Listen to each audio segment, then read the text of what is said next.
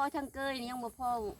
จักแผ่นมงทิพย์แผ่นนี่แหละเดี๋ยววันแล้วบ่ทันได้โทรบอกเพิ่นเดี๋ยวยังเพิ่นสิว่าได้ไล่พิษแล้วเพิ่นแนวเพิ่นไล่มื้อนั้นเพิ่นยศสิเกียให้ป้าผัดบ่เป็นคัก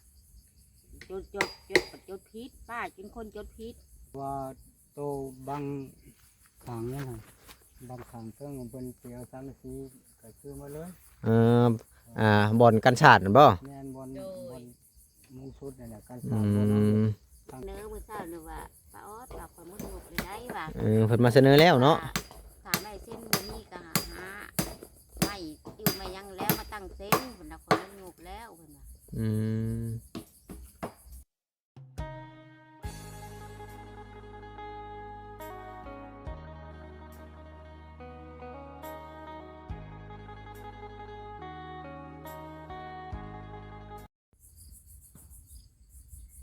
สบายดีสวัสดีพ่อแม่พี่น้อง FC เบิดสู่คนบ่ว่าจะเป็นฝั่งไทยฝั่งลาวหรือว่าสิเป็นทางต่างประเทศก็ยินดีต้อนรับเข้าสู่ช่อง YouTube บ่าวเอ็นสตูดิโอหรือว่า Facebook Fanpage บ่าวเอ็นอีกแล้วเนาะพี่น้องเนาะเอาซึ่งเปิดภาพมาเมื่อนี้ก็มาอยู่บ้านป้าออดเพิ่นอีกแล้วเนาะพี่น้องก็ค่อนข้างจะลายมือพอสมควรที่บ่าวเอ็นบ่ได้เดินทางออกมาถ่ายคลิปนี่แหละเนาะพี่น้องเนาะเนื่องจากว่าฝนตกฟ้าลงการไปกันมาก็ค่อนข้างจะลำบากพอสมควรเนาะพี่น้องเนาะกับอีกอย่างปัจจุบันนี้ทางบ่เอ็นก็บ่มีงานหลักหรือว่างานประจำของตัวเองนั่นแหละเนาะพี่น้องเนาะก็เลยบ่ได้ออกกับบ่ฮู้ว่าที่ไปถ่ายคลิปทางใดนั่นแหละเนาะพี่น้องเนาะซึ่งหลังจากที่มาแต่ซึ่งแม่นว่าทางบ่เอ็นก็หากลับมาแต่สวรรค์พุ่นแหละเนาะพี่น้องเนาะก็พอดีว่าพาทางสาวใหม่เพิ่นน่ะไปเอาบัตรสปอร์ตอะไรนะพี่น้องเนาะเพราะว่าก่อนนั่นบ่เอ็นพาสาวใหม่เพิ่นเป็นบัตรสปอร์ตแล้วที่นี่มันฮอดกำหนดแล้วก็เลยไปเอาเนาะพี่น้องเนาะก็เฮ็ดไว้นี่แหละเนาะพี่น้องเนาะเพื่อว่า YouTube อันบลอดอะไรกะทางบ่เอ็นกับสมัยนี้ก็อาจจะไปทำงานที่ฝั่งไทยพูดเลยเนาะพี่น้องเนาะก็เฮ็ดทูๆไทยไปคือปัจจุบันนี้ก็ทูๆไทยไปนั่นแหละเนาะพี่น้องก็บ่ฮู้ว่าสิรอดหรือบ่รอดถ้าว่าเดี๋ยวดีเป็นวันนี้บ่เอ็นคิดว่าอาจจะบ่รอดนั่นแหละเนาะพี่น้องเนาะก็โอเคพี่น้องเพื่อเป็นการซักษาเสียเวลาบ่เอ็นก็จะได้พาพี่น้องกลับไปอัปเดตทั้งกันป้าออดก่อนเพราะว่าบ่ได้มาอัปเดตนี่ก็ค่อนข้างจะลายมืออะไรพี่น้องกระสันกระเข้าไปเลยพี่น้องมาบัดนี้เพิ่นจนมุงเนาะพี่น้องเนาะโดนเติบที่บ่เอ็นบ่ได้เข้ามาเนาะพี่น้องเนาะนี่ดิมาบัดนี้เพิ่นจนมุงเลยได้ลายมือพอสมควรพี่นะมาบัดนี้จนว่าขึ้นโค้งราคาทางลังแล้วเป็นที่เรียบร้อยเนาะพี่น้องเนาะน้ำส้มน้ำสร้างมันก็อยู่ในนี่ใส่แล้วบ่หรือว่าจังใดเนาะมาบัดนี้เพิ่นกำลังจะมุงเกยทั้งหน้าเนาะพี่น้องเนาะซึ่งมันว่าทางลังน่ะแล้วเสร็จชิ้นเป็นที่เรียบร้อยเนาะพี่น้องเหลือแต่ใส่ผ้ากระแตะก็อาจจะเสร็จชิ้นแล้วบัดนี้เนาะพี่น้องถือว่าไวพอสมควรเนาะพี่น้องสร้างประเทศนี่ก็พอดีตอกออกอยู่ซ้ำเพื่อนเบาซิงเลยเนาะไปเลยปลาออดเพื่อนก็อยู่กับปลาแตวเนาะพี่น้องเนาะสบายดีเด้อพากันกินข้าวเที่ยงกับยังเด้วันนี้คือได้จิ้มข้าวใหญ่แท้พาจิ้มข้าวมาส่งข้าวสางส่งข้าวสร้างเนาะสางว่าท่านในเมื่อกินข้าวมันฝนตกฉะนั้นแล้วฝนตก2-3 มื้อเนาะยังบ่พอทั้งเกยยังบ่พอจักแผ่นมงทิพย์แผ่นนี่แหละยังพอลายเติบเนาะโดยสั่งสังกะสีพิษไล่พิษมันเกยมันกว้างกว่าเกยกว้างกว่าบ่นี่นะโดยคือบ่เอาซ้ำกันเลยแล้วมันอันนั้นพูดตั้งกว้างผัดบ่เอาอันยอดตีสังกะสีนี่มันบ่พอเนาะบ่พอมันชั้นเว้าง่ายก็ได้โดยยังอีก10แผ่นพูดจังว่าแล้วบ่ทันได้โทรบอกเพิ่นยังเพิ่นสิว่าได้ไล่พิษแล้วเพิ่นแนวเพิ่นไล่มื้อนั้นเพิ่นยศสิเกียให้ป้าผัดบ่เป็นคักจดพิษป้าเป็นคนจดพิษสังกะสีนี่10แผ่นเนาะถ้าว่ายาวน่ะมันฮอดบ่12 ฟุตอันนี้บ่ฮอดตินี่โอ้โห8 ฟุตบ่บ่8 ฟุตหรือ9 ฟุตนี่แหละ3 เมตร11 ฟุต10 ฟุตนี่แหละก็เลยบ่พอ10 แผ่นเนาะยังบ่พอ10 แผ่นแต่ว่ามันก็สิแผ่นชั้นแผ่น6 ฟุตนี่แหละเอามาต่อแผ่นต่อเนาะโดยตัวโอ้ยยังบ่ได้โทรบอกเพิ่นซ้ำตัวเทิงก็ต่อบ่นั่นน่ะตัว ตัวเทิงมันช่องแถวได้ลูก ต่อคือกันเนาะ โดย สังกะสี12 ฟุตก็จักตกอยู่เท่าไหร่3 เมตร3 เมตร20ของมื้อนี่เนาะบ่ฮอด3 เมตร70ซ้ำแต่ก่อนน่ะยาวอยู่เด้สังกะสีบ่มื้อนี่สั้นสังกะ คั สี นนั้น นะ เพิ่นชื่อมาให้นี่เอาจักพุทธนี่ อืม แผ่นต่อหั่นนะจักพุทธ เดี๋ยวไปถามเบิ่งสร้างมันก่อน 6 ฟุต เอา6 ฟุตเนาะ แม่น 6 ฟุตก็2 เมตรเนาะ แม่น อืม 6 ฟุตมันต่อมันอยู่เทิง 6 ฟุต2 เมตรก็พอดีแล้วชุดยากับมุกทั้งหลุมท่า โดย ๆแม่นมุ่งแผ่นลุมท้า มุกแพรหลุมท่า แม่น ไหลใส่ข้าวมันใส่ มือนั้นสร้างเพิ่นจดแล้วบอกเลยแม่ป้าจดผิด อืม เพิ่นบอกว่าอยู่แม่ป้าเลยจดผิดแล้วไปบอกอันบ่าวแซนแล้ว มัน ว่า บ่พอ 30แผ่นแต่มัน40แผ่น ก็มีแต่แล่นข้าวหลุม โดยโดย แล้วก็มุงไหลไปเลย โดย เฮามาเป็นเฮาก็มีแต่ว่าเปื้อๆทั้งๆเลยมันก็บ่ยากหรอกตัวนี้นะ แต่ว่าโตบางขังเนี่ยนะบางขังเพิ่งมันเป็นเปียวสังกะสีก็ซื้อมาเลย เอ่อบ่อนกันชาตินั่นบ่ แม่นบนมุงชุดนี่นแหละการ อื สร้างบน ม ตั้งเป็นไว้นะ สังกะสีก็2 แผ่นนั่นน่ะก็ได้ โดย 2 แผ่นแผ่นละ6 ฟุตก็วิดแล้วนั่นน่ะ ประมาณนั้น อืม ตัวนั้นน่ะ แต่เอามื้อนี้มีไผเข้ามาแล้วบ่ซุมบ่บอสคือสิออกไปแล้วเนาะ ออกไปแล้ว อื กินข้าวแล้ว ม ไปกินข้าวอยู่หานอาหารอยู่อาหารเธอนี่เด้ อืมค่าฝนมาบ่ได้ มันยาก โดย อืมแต่ว่าไม้นี่พอแล้วเนาะไม้นี่เนาะโอ้บ่พอเก่าแล้วเซ็นมันนี่เนาะ คือบ่พอเส้นนะ พ่อ อื เพิ่น ม ขอน้องแพร มัน กา ว่าอย่าโศกมันงบแล้ว มันงบแล้วแต่เพิ่นใช้เอาอันหาไม้มาตั้งเอง เออ เพิ่นงบแล้ว เพิ่นเบิดงบแล้วเนาะ โดย อืมอืม อันนี้ ที่ได้ฟังมึงต้องจับไป ยังแต่สังกะสีนี่แล้วเพิ่นไปไล่พิษแล้วเพิ่นสิว่าในใดอย่าเพิ่นป้าไล่พิษก็เพิ่นสิว่าในใด แล้วเจ้าก็ได้แจ้งทั้งพ่อแพทย์ไปแล้วบ่ซะทางสีนี่ บ่ได้แจ้งครับ ยังบ่ได้แจ้งผู้ใดบ่นี่นะ โดยบ่ทันได้แจ้งไผ อืม เขาก็ฮู้จักนี่ก็ ซื้อยากว่า อืมคือเกาะทางหน้ากับทางหลักนี่3 เมตรเท่ากันแล้วอันนี้นะ ก็เท่ากันนั่นแหละ อืม เท่ากันแล้วเพิ่นไล่ให้แนวนั้นเนาะ 4คูณ6ที่เฮือนอันนี้นะ โดย ทางนี้4คูณ6เพราะว่าโตบ้านเนี่ยมันทางนี้ยาว4 เมตรแต่ไม่น้องทางหน้า3 เมตร มันคล้ายๆแบบว่าทางนี้กว้างทางหน้าหอมอืมเพิ่นก็ไล่ๆ4คูณ6แต่ว่าสังกะสีมันบ่พอนี่เนาะ โดยไล่ อื พิษ มก็มีแต่ว่าให้ทางเจ้าแจ้งบ่แซนคืนหั้นนะ โดยโดย ว่าเพิ่นสิว่าจังไดหั่นแหละ โดย เพราะว่าสังกะสีมันบ่ยาว โดย ถ้าว่าสังกะสียาวน่ะชั่วเดียวมันก็อาจจะถึง แม่นๆ สังกะสีบ่ถึง เอากันเด้อแม่นน้ำก้อนขาดเดี๋ยวตัดไม้ขาด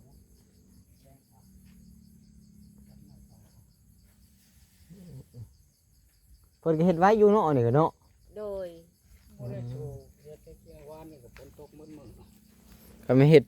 ตลอดนี่ห้อย2 มื้อแล้วได้ฝนตกนี่เนาะ 2มื้อแล้ว บ่ได้เฮ็ด2 มื้อแล้วล่ะว่ะ 2มื้อ อืม ฝนตกมื้อ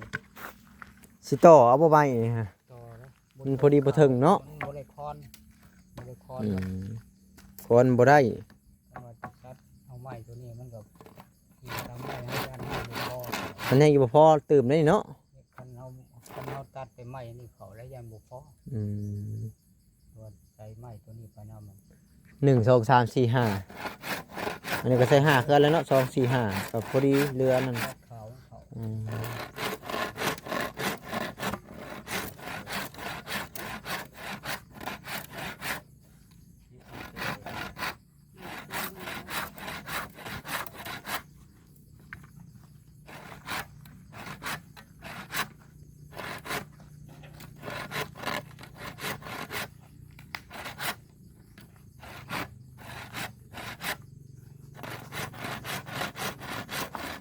ถ้าว่าสมมุติว่ามันบ่พอนี่สมมุติว่าบ่แซนบ่ว่างนี่ชุมเจ้าเอารถไถออกไปซื้อได้บ่ โอ้ยเป็นรถ ไล่ จักร เนาะมันแนว ใส่รถจักรใส่หยังก็มาก็ได้ เพราะว่ามันบ่ได้ยาวเนาะ มันบ่ได้ยาก แบกเอาใส่รถจักรมาเลยนะเดี๋ยวทางบ่เอ็นสิแจ้งไปทางผู้หลักผู้ใหญ่เพิ่นคืนหั่นนะว่าเพิ่นสิว่าจังใดหั่นนะเพราะว่า ทางบ้านกับบริมีเวลาเขามาอัปเดต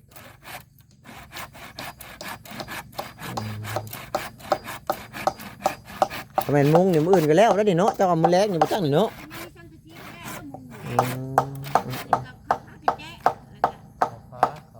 เดี๋ยวหากระแตะเนาะ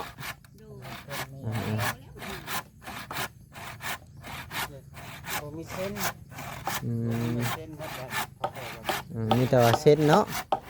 ไม่มันยังเหลืออยู่6เส้นเนาะ2 4 6 เส้น6เส้นมันก็ใช้นี่ก็5แล้วเนาะพี่น้องกับผู้ที่เอาง่ายๆกับมีแต่พ่อเกยหน้านี่มาเนาะนางตะขาดเส้นคันเป็นเส้นนี่ก็ไล่ข้างละ4โตได้บ่เนาะข้างละ4นั่นนี่ก็แม่แล้วก็ปล่อยประตูขึ้นนี่ข้างละ4น่าจะได้อยู่นี่อันนี้เฮาก็บ่สามารถให้คำตอบได้นะเพราะว่าก็มีแต่ว่าทางผู้หลักผู้ใหญ่เพิ่นพุ่นแหละถ้าเพิ่นว่าเพิ่นสิว่าจังใดนะพอให้เพิ่นเบิดงบแล้วเนาะก็เพราะว่าอันตัวนี้ก็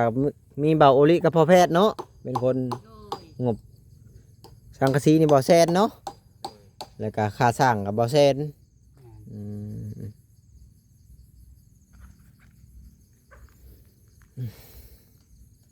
ไม่ก็งามอยู่เนาะ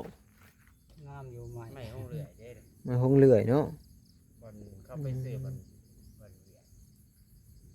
เส้นเท่าไรเส้นละแสนบ่นี่ จังว่าโหราคา ก็บ่แซนก็80นี่แหละประมาณนี้แหละ ประมาณนั้น มันอยู่ในราคาสองอย่างนี่แหละเนาะพี่น้องเบิ่งเลาะเบิ่งก่อนมาก็ถือว่าไวพอสมควรเนาะพี่น้องเนาะแป้นเพิ่นก็ปูแล้วได้นี่โอ้ไวอีหลีผู้ใดเด้ถากอันนี้เนาะถากมื้อเช้านี่บ่นี่น่ะไม่ยังดีไม่ขยอมบ่เหลืองอันนี้น่าจะเป็นพวกไม้ขยอมหรือว่าไม้อีกอย่างนี่แหละ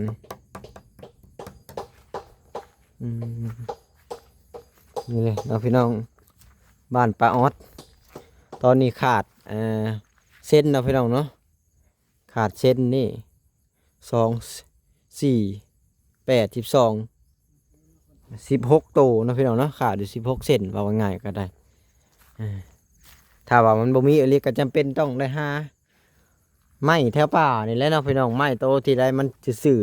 ๆเอามาใส่นี่แหละถ้าว่ามันบ่มีอะไร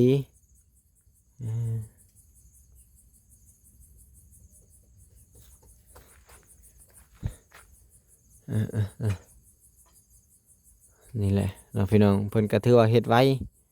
รวดเร็วทันใจขนาดสร้างขนาด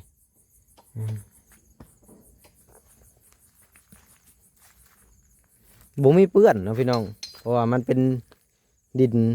มักขี้หินนะ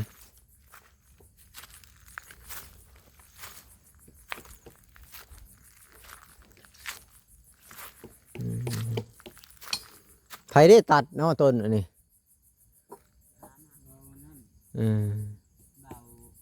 เบาคำไทย อืม เบาบอสทีมงาน เอาไปเห็ดถ่านคักถ้าได้ไหมอันนี้เนาะข้าวแม่ติ้วนี่คักโพดไม่ติ้วไม่บกคักอยู่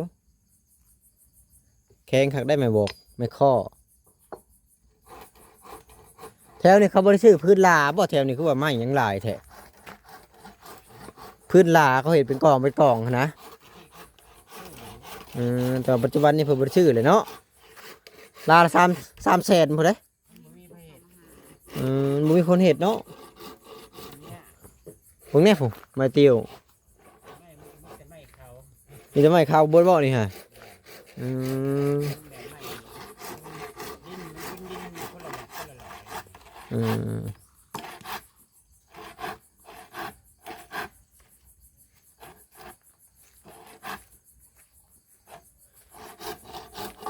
นี่เลยนะพี่น้อง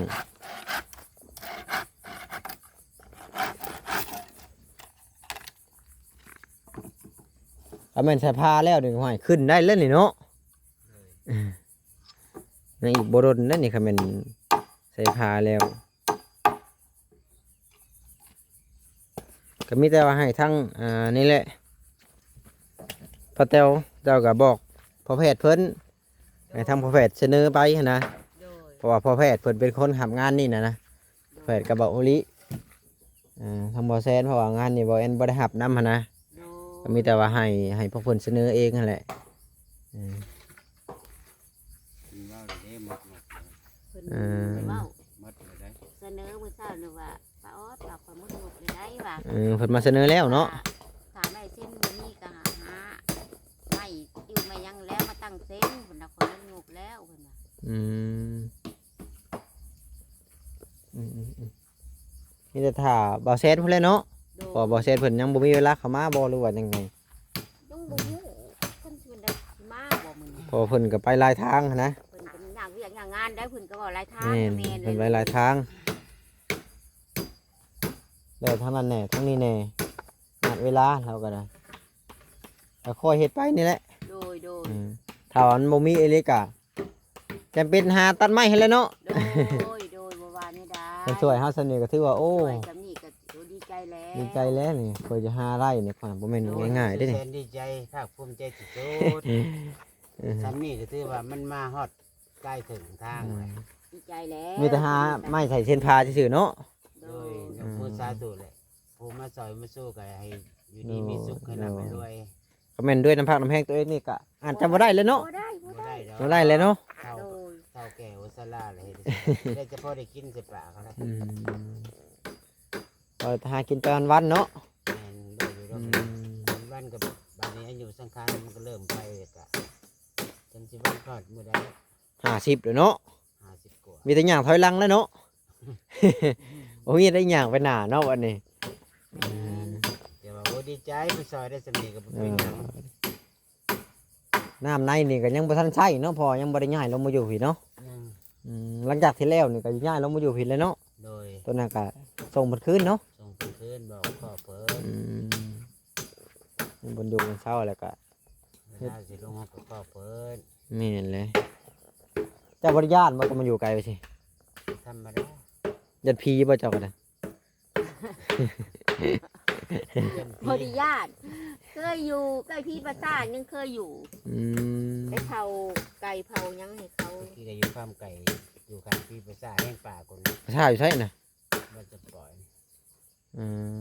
แห้งขับไปทางในมิแต่มีเพื่อนผู้ใด บ่มีเพื่อนคนไก่พี่ประสาทเพิ่นยังอยู่ญาติ มีแต่คุมผีเนาะ โดย โยเขาบอกให้บ่เอาน้ำไผแล้ว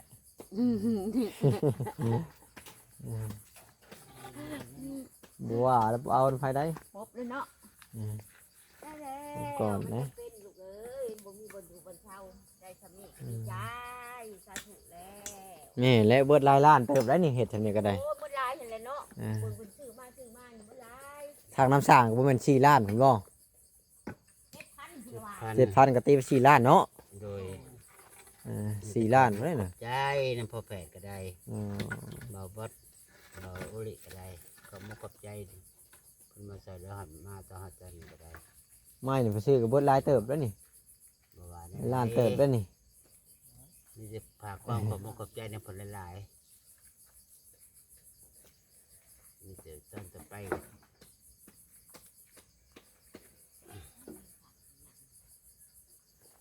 เบาอีหลีได้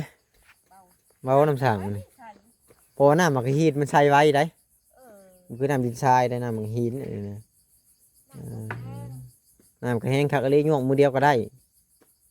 ปกติต้องยวกช่องมือน้ำสร้างแต่ว่าอันนี้ยวกมือเดียวขึ้นเลย ดีใจแล้วน้ำกับเพิ่นเฮ็ดให้เลยเพิ่นช่วยเพิ่นสู้เลยเล่นก็ได้เลยแต่ซ้ำนี่ก็ถือว่าโอ้ยดีใจหลายในชีวิตบ่เคยได้ บุคิดว่าเพิ่นจะช่วยเฮาเนาะ แม่นบ่เคยได้ก็มีแต่คิดว่าจะไปว่าโอ้จะสิเฮ็ดจังไดยังเก่งแต่สิไปหาไม่ตามไปดงเฮ็ดตื่นไปรี่อยู่ได้วะ สังกะสีอากาศที่ติดนั่นแหละ อืม แต่ว่าก็บ่อยู่ก็ได้ บุญยังบ่ทันฮอดว่าหั่นน่ะบัดนี้บุญมาฮอดแล้วบัดนี้ โดย บนอยู่บนเช้าเลยแหละไม้นี่ก็มาเห็ดหัวเลยเนาะอันนี้เนาะไม้เตียวนี่แล้วก็เอาเห็ดพื้นดังลูกผักปัญญัง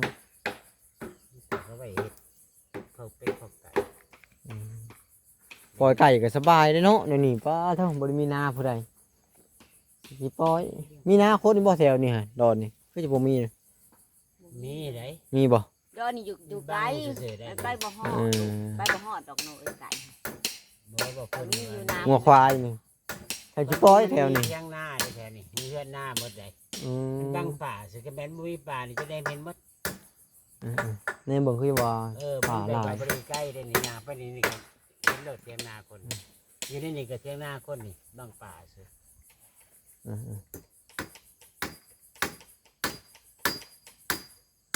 มีป่าบังแต่ว่าย่ามแรกเนี่ยเขาไปอยู่บ้านเขาอยู่ในเทิง ๆยามแรกนี่เขาเข้าบ่แถวนี้กันเลย เขาเขาออกมาอยู่แต่ยามหน้า เอ้าพี่น้องเอ้ยก็ประมาณนี้เลยบ่เอ็นก็ได้มีโอกาสไปเวียนเข้ามาอัปเดตทางบ้านป้าออดน้องพี่น้องก็พอดีว่าหลังจากที่เข้ามาทางป้าออดแล้วว่านี่แหละสังกะสีกันยังบ่พอ10แผ่นเนาะพี่น้องเนื่องจากว่าสังกะสีมันสั้นถ้าว่ามันยาวมันก็พอเนาะพี่น้องก็มีแต่ว่าซื้อมาต่ออีก มันสั่งพิษ 2 เม็ดหรือว่า6ฟุตแล้วว่าง่ายๆกันเนาะพี่น้องเนาะแล้วก็เส้นนี่ก็ยังบ่พอเนาะพี่น้องเนาะตีไปประมาณ10ปลายเส้นเนาะพี่น้องเนาะ10ปลายเส้นประมาณ14 15 16นี่แหละประมาณนี้เนาะพี่น้องเนาะถ้าว่าตีเป็นเงินกับตกอยู่ล้านกว่าๆเนาะพี่น้องเนาะถ้าว่าสั่งให้เพิ่นมาส่งกับฮู้ว่าเพิ่นไล่ค่าส่งหรือบ่ทางเฮาก็ยังบ่ฮู้เนาะพี่น้องเนาะ6ฟุตนี่มันก็อาจจะบ่แพงดอกประมาณนี้แหละ